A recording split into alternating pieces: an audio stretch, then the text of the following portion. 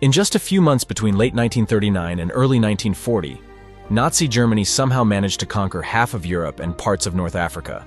It became so powerful that it took the combined forces of several countries such as Great Britain, the Soviet Union, the United States, and a whole host of others to finally overthrow the Nazi regime. In this video, you will be astounded how Hitler managed to rebuild the country in just 20 years after the devastating loss of the First World War. How did the regime suddenly manage to develop so rapidly? And why is Europe so helpless in front of Hitler's war machine? After the end of the First World War, Germany is as much a threat to world peace as the cats in front of the house. Under the Treaty of Versailles, signed by Remarque's newly established government, part of Germany's capitulation, reduced troops to 100,000 and had to disband the entire air fleet. After serious political pressure, Germany accepted full responsibility for the war and agreed to pay billions of dollars in reparations to the rest of Europe. This is indeed a harsh punishment, but Germany can afford it for now. This, however, led to an ingenious economic plan from the German after-war government. They started printing money, and as we already know, mass money printing leads to savage hyperinflation. At this point, $1 was exchanged for 4.2 trillion Deutsche Marks. Imagine that you lived in Germany at that time. You couldn't keep $1 in a wallet. You would have to go with a cart full of money to the store to buy something to eat.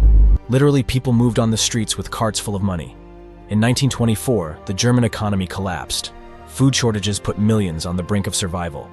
And just when there is no way out of the situation, help comes from the nation with which Germany only 6 years earlier was fighting a fierce battle.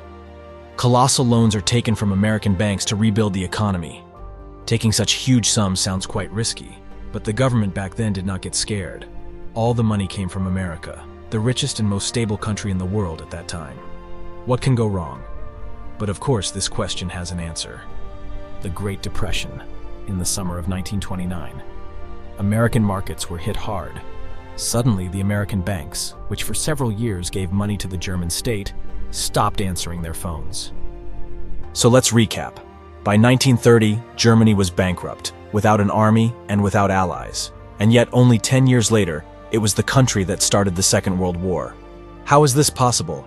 How do you become the world superpower in such a small period of time? A superpower that whole of Europe trembles with fear. When we put it that way, such a transformation sounds literally impossible, simply because there is not enough time. And this is indeed so. But the first shadows of recovery were planted decades before the Great Depression. Even after the Treaty of Versailles signed in 1919, Germany began a secret military rebuilding under the instructions of the German government. The police was given equipment from typically paramilitary groups, and it was allowed to grow, further morphing into small private armies. Some money is discreetly directed towards research and development of defensive technologies. At this time, state-sponsored clubs began to appear all over the state. They were completely harmless to society.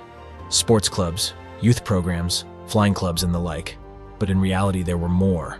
Sort of like military boot camps where potential leaders and future Luftwaffe pilots are selected. An entire generation of Germans had been prepared for war behind closed doors. According to the Treaty of Versailles, all of this was illegal, and therefore all these efforts had to be exposed by other nations.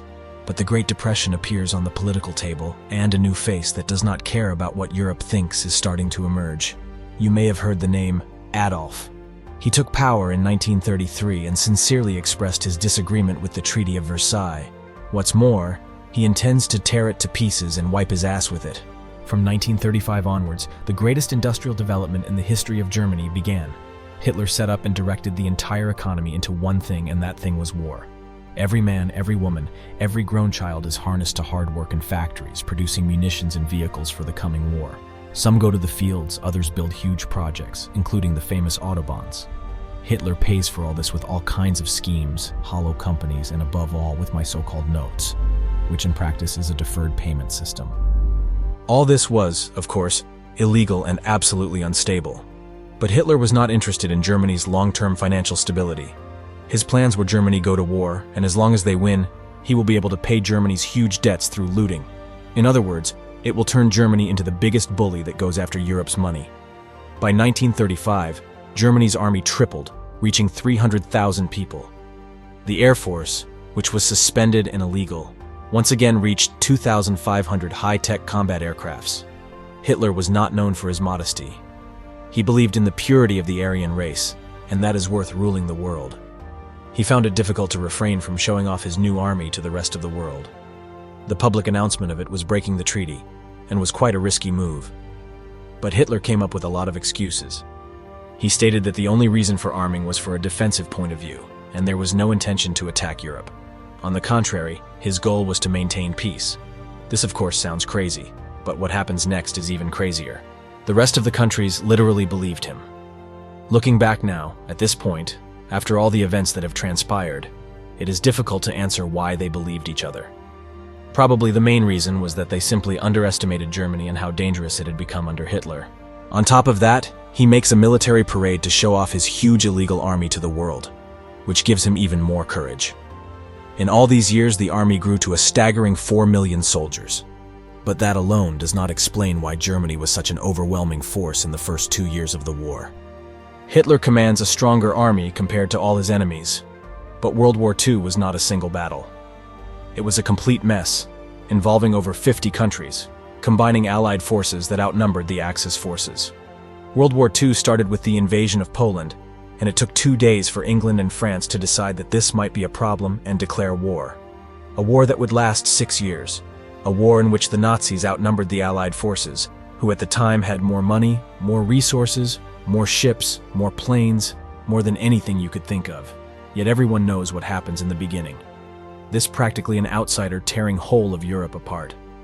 In just 19 months, Hitler successfully conquered Poland, Denmark, Norway, Belgium, Holland, Luxembourg, France, Yugoslavia, and Greece. At this time, the Allies are completely helpless to stop him. And here we come to the question, how did he do it?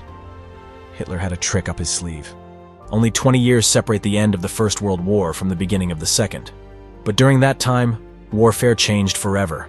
The problem was that only the Germans noticed this. The First World War was fought mainly in the trenches. The troops dug in and spent a long time determining the location. Attacks on such well-defended positions were not entirely impossible, but they were costly to the aggressor. In version 2.0 of the war, the fortified trenches faced a serious challenge in the face of tanks, aircrafts, and newly developed weapons. In practice, they were completely unprotected. With the help of motorized equipment, the Germans surprised the enemy.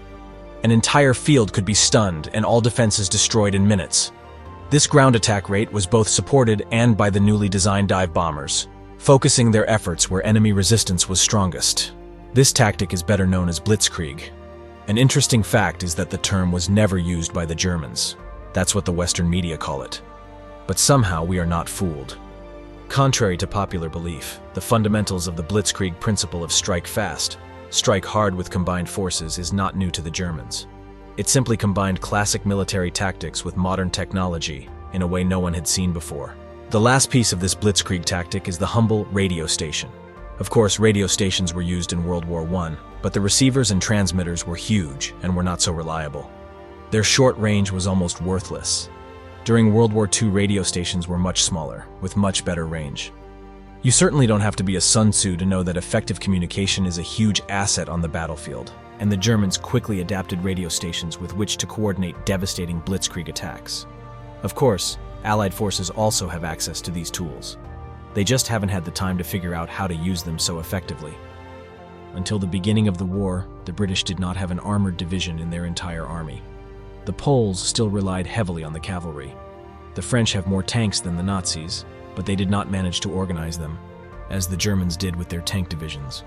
Most French tanks did not even have radios, which prevented them from coordinating with each other. The tactic we now call Blitzkrieg was so effective that it allowed the Nazis to defeat the enemy extremely quickly, and often with minimal casualties. France was overrun in just 6 weeks, Holland in 35 days, and Denmark in just 6 hours. There's a lot of background to cover in this video, but we'll sum it up in a few sentences. The Nazis were so incredibly successful in the first 2 years of the World War because they were better prepared than everyone else. This extra time to prepare would allow Hitler and his generals to form a huge, well-equipped army, to possess a technological advantage over its enemies, and to specialize in mechanized combat. We should know that all this time, Hitler was preparing for war, while all his neighbors were preparing for peace. This advantage proved to be extreme, and the rest of Europe was not able to overcome it. And if Hitler hadn't believed his own propaganda, namely that his army was invincible, the Allies might never have caught up with him. But by the middle of the war, Hitler stopped being the school bully who wanted to steal the kids' money, and began to look more and more like a deranged homeless person roaming the streets trying to pick a fight with absolutely anyone. In the summer of 1941, Hitler ordered the attack on the Soviet Union as part of Operation Barbarossa, and 6 months later declared war on the United States following the Japanese attack on Pearl Harbor. For all the tactics and superiority that Nazi Germany had, it simply didn't have the resources to literally win a world war. It took some time, but the strength and large economies of the Allies began to overwhelm the Axis powers.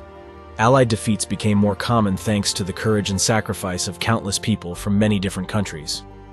One of the darkest periods in human history was finally over. Thanks for watching. Hit the like button if you enjoyed the video and subscribe.